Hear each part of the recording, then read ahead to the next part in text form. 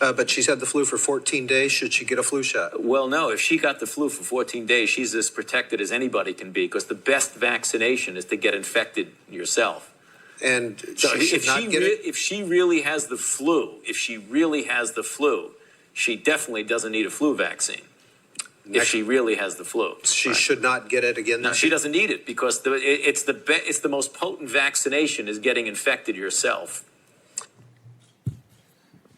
This is an ongoing question, and we've had ever-evolving opinions from you, Dr. Fauci.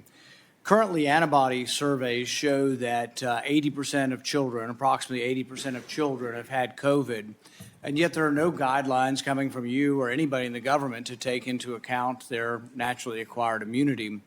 You seemed quite certain of yourself in 2004, but in 2022, there's a lot less certainty.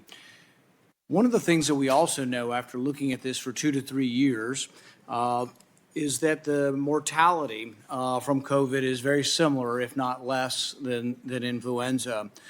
So when we look at this, we wonder, why you seem to really embrace basic immunology back in 2004 and why you seem to reject it now. Well, I don't reject basic immunology, Senator.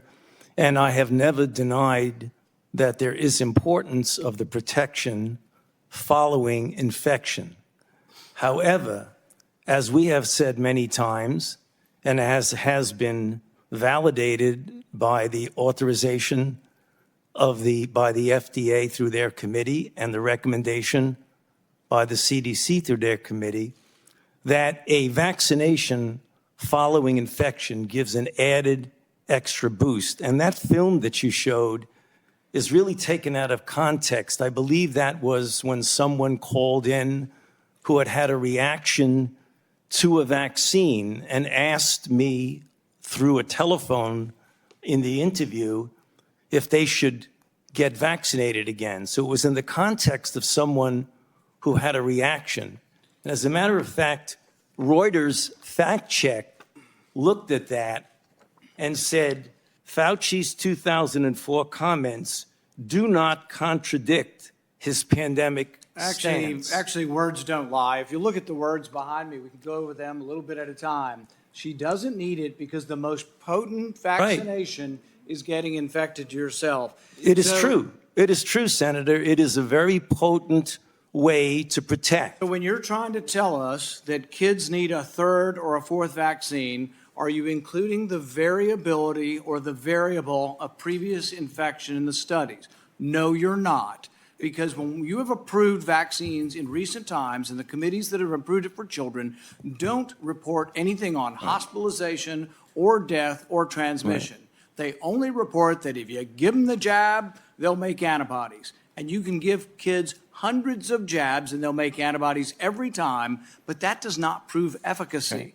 So what you're doing is denying the very fundamental premise of immunology that previous infection does provide some sort of immunity.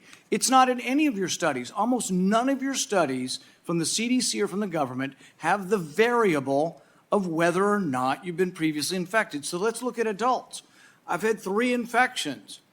Should I get a 4th one? If you're going to measure whether I get a 4th one, you need a category that has a 4th one in it, and you need one that has nothing in it, no vaccine or the 4th vaccine.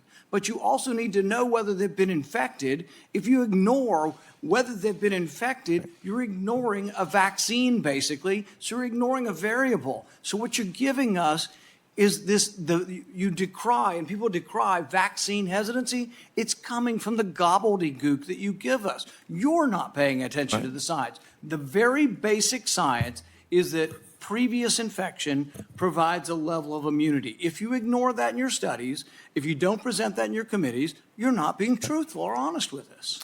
Senator, if I might respond, I have never, ever denied fundamental immunology. In fact, I wrote the chapter in the textbook of medicine on fundamental immunology. Any of the guidelines for vaccines, do any of the guidelines for vaccines from the government include previous infection as something to base your decision-making on with vaccines? Do any of the guidelines involve previous infection? That's why you're ignoring previous infection, because it doesn't involve any of the guidelines. And furthermore, We've been asking you, and you refuse to answer, whether anybody on the vaccine committees gets royalties from the pharmaceutical companies. I asked you last time, and what was your response? We don't have to tell you. Right. We've demanded them through Freedom of Information Act, and what have you said? We're not going to tell you. But I tell you this, when we get in charge, we're going to change the rules, and you will have to divulge where you get your royalties from what companies, and if anybody in the committee has a conflict of interest, we're going to learn about it. I promise you that. Mr. Chair, can I respond to that, please? May. Okay, there are two aspects for what you said. You keep saying you approve, you do this, you do that. The committees that give the approval are FDA through their advisory committee. The committees that recommend are CDC through their advisory committee. And you keep saying, I'm the one that's approving a vaccine based on certain data. So I don't really understand, with all due respect, Senator. You're the one that said you would not reveal what companies gave you royalties or what company gave the other scientists royalties. Gotta move That's on. what you told the committee. Senator Paul, Sir, you gotta move on. Could I please answer that? Briefly, You yes. keep asking committees. They're not my committees. They're the VRPAC committee for the FDA and the ACIP for the CDC. So I don't have any idea what goes on And they with won't reveal, as well as you won't reveal Okay, what we're companies gonna you got. move on. We're over time. Senator Paul, you're over. Everyone is over a little bit. I just want to make sure we keep on time here.